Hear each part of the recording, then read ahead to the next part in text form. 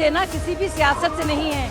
उन्होंने ये भी कहा है कि केजरीवाल जी क्योंकि मुख्य आरोपी हैं और इसलिए आरोपी के आधार पर इन्वेस्टिगेशन नहीं किया जाएगा, वो नहीं तय करेंगे कि किस तरह से जांच होती है। तो मुझे लगता है बहुत ही शर्म की बात है, नैतिकता की सारी धज्जियां उन्होंने उड़ा दी हैं। नामंजूरी के चलते बने रहना चाहता है शासन में।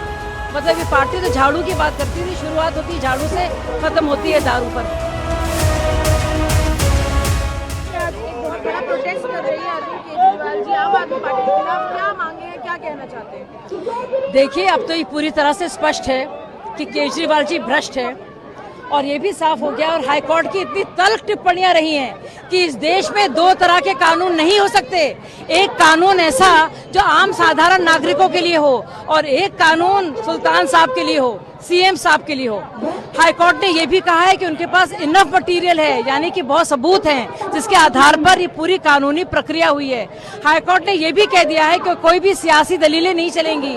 हाईकोर्ट ने यह भी कह दिया है बाकायदा कि जो अप्रूवर्स है और जो अप्रूवर है उनको अगर जो बेल दी जाती है वो जुडिशियल प्रोसेस होता है, यानी कि न्यायिक क्रिया होती है, उसका लेना देना किसी भी सियासत से नहीं है। उन्होंने ये भी कहा है कि केजरीवाल जी क्योंकि मुख्य आरोपी हैं और इसलिए आरोपी के आधार पर इन्वेस्टिगेशन नहीं किया जाएगा, वो नहीं तय करेंगे कि किस तरह से जांच होती है। तो मुझे लगता है बहुत ही शर्म की बात है, नैतिकता की सारी धज्जियां उन्होंने उड़ा दी हैं। और अब सोचिए, 4 बार ऐसा हुआ है। हेमंत सोरेन जी की आप देखिएगा जो गिरफ्तारी हुई थी, उन्होंने फौरन तत्काल त्यागपत्र दिया।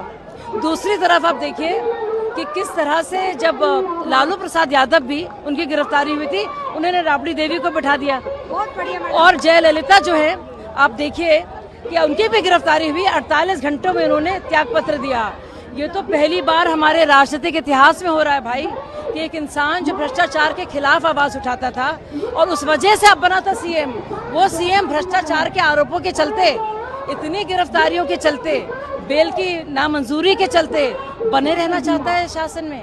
मतलब ये पार्टी तो झाड़ू की बात करती थी, शुरुआत होती है झाड़ू से, खत्म होती है दारू पर।